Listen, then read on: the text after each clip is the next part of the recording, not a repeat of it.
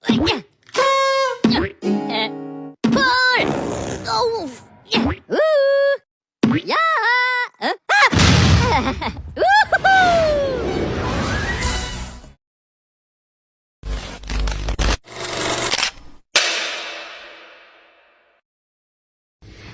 semua, perkenalkan, saya Lala Mustika Daniati dengan NIM A1C223078. Baiklah, saya di sini akan menjelaskan salah satu materi yang ada di SMA, tepatnya di kelas 10 SMA, yaitu mengenai bilangan berpangkat atau bahasa gaulnya sering disebut dengan bilangan eksponen. Apa sih bilangan eksponen itu? Cekidot, mari kita bahas sama-sama. Jadi apa sih sebenarnya bilangan eksponen itu? Mari kita bahas sama-sama. Oke, misalkan ada sebuah soal 2 dikali 2 dikali 2 dikali 2 sebanyak 4 kali. Maka jika dituliskan dalam bilangan eksponen atau bilangan berpangkat akan menjadi 2 pangkat 4. Oke, lanjut ke contoh soal berikutnya. Misalkan ada 3 dikali 3 dikali 3 dikali 3 sebanyak 4 kali. Maka jika dalam bilangan berpangkat dapat ditulis menjadi 3 pangkat 4. Nah, jika dalam penggunaan bahasa matematikanya, misalkan ada X pangkat N, maka dapat kita jabarkan menjadi X kali X kali X kali X sampai N, sehingga X atau yang disebut dengan sebagai bilangan pokok atau basis dan N itu disebut sebagai bilangan pangkat, sehingga X pangkat N itu adalah perkalian bilangan X sebanyak N kali. Oke, jadi mudah bukan? Oke, kita lanjut ke materi selanjutnya. Nah, yang paling penting dalam bilangan eksponen itu adalah sifat-sifatnya. Jadi, sebelum kita membahas soal-soal yang berikutnya, mari kita bahas terlebih dahulu sifat-sifat dari eksponen itu sendiri. Oke, sifat yang pertama itu ada A pangkat M ditambah A pangkat N sama dengan A pangkat M ditambah N. Jadi ketika kita mendapatkan operasi bilangan eksponen yang perkalian, maka pangkatnya dapat kita tambahkan. Oke, perkalian itu dekat sama penambahan atau penjumlahan. Oke, misalnya 2 pangkat 4 dikali 2 pangkat 3, maka ingat, pangkatnya kita jumlahkan atau kita tambahkan menjadi 2 pangkat 4 ditambah 3. Oke, menjadi 2 pangkat 7. Nah, contoh berikutnya itu ada 3 pangkat 5 dikali 3 pangkat 2, 3 pangkat 3. Maka ingat, pangkatnya kita tambah. Oke, menjadi 3 pangkat 5 ditambah 3 sama dengan 3 pangkat 8. Nah, mudah bukan? Oke, mari kita lanjut ke sifat yang kedua.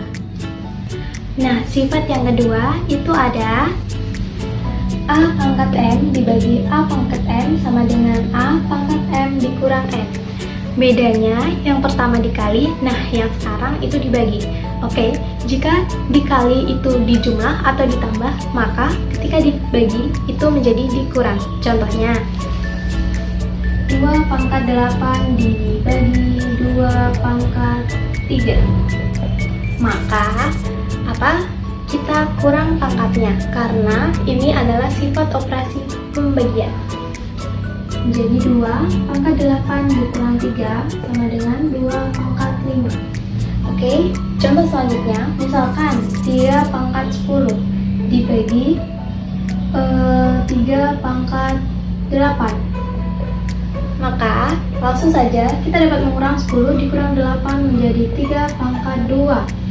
Oke, sejauh ini masih ngerti bukan? Oke, lanjut ke sifat yang ketiga.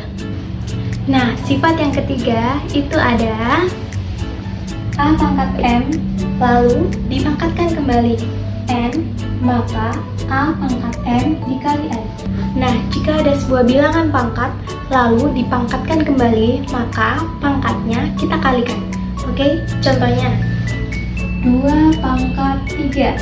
Aku pangkatkan lagi menjadi 5. Maka apa? Kita ingat kembali. Oke, pangkatnya dikali. Menjadi 2 pangkat 3 dikali 5 sama dengan 2 pangkat 15. Nah, oke, misalkan ada X pangkat 7. Aku pangkatkan lagi menjadi 2. Maka ini 7 dikali 2 menjadi X pangkat 14. Nah, mudah bukan? Oke, kita lanjut ke sifat yang keempat. Oke, masuk ke sifat yang keempat. Itu ada A pangkat M dikali B pangkat M, maka A kali B pangkat M. Jadi, kalau pangkatnya sama, kita dapat langsung mengkali atau membagi bilangan tersebut. Misalnya,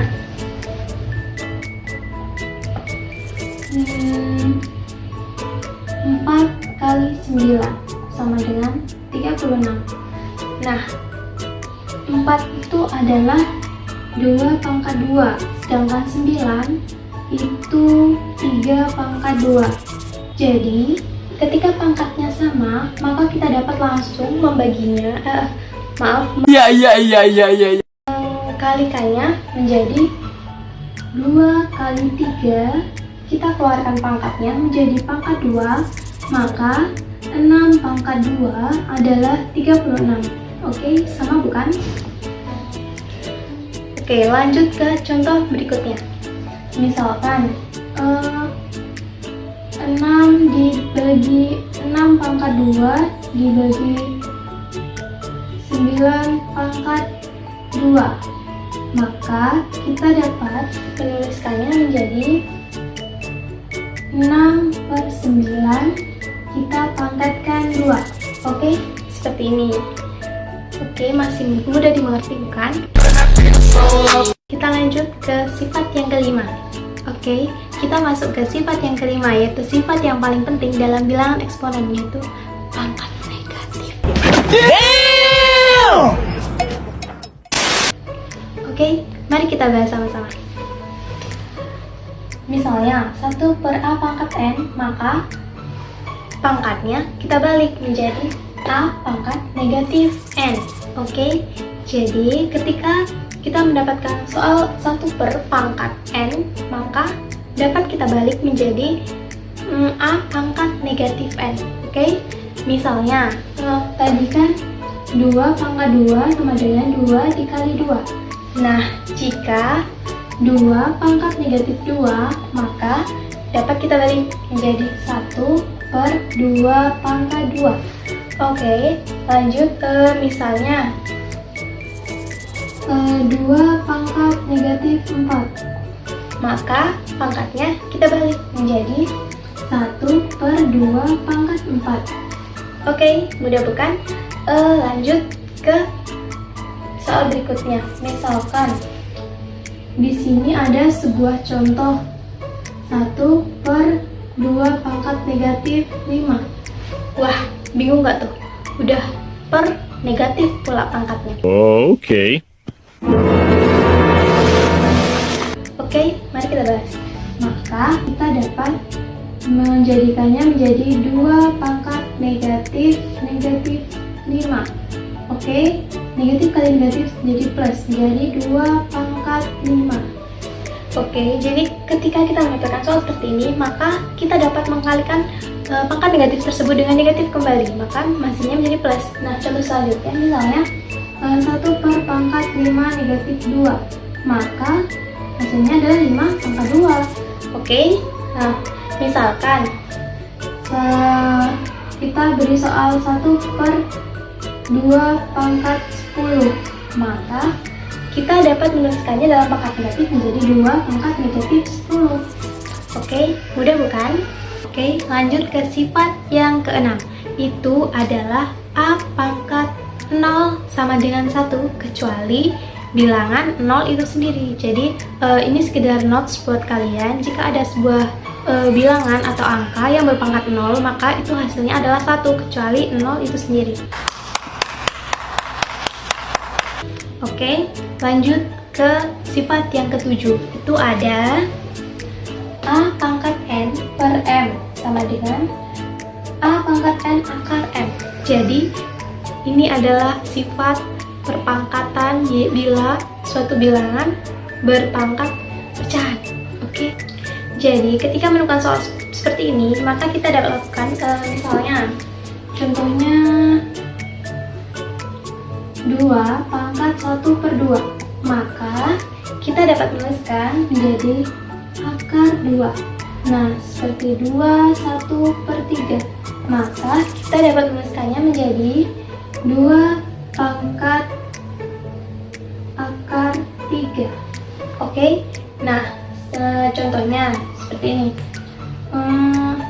5 pangkat 2 per 3.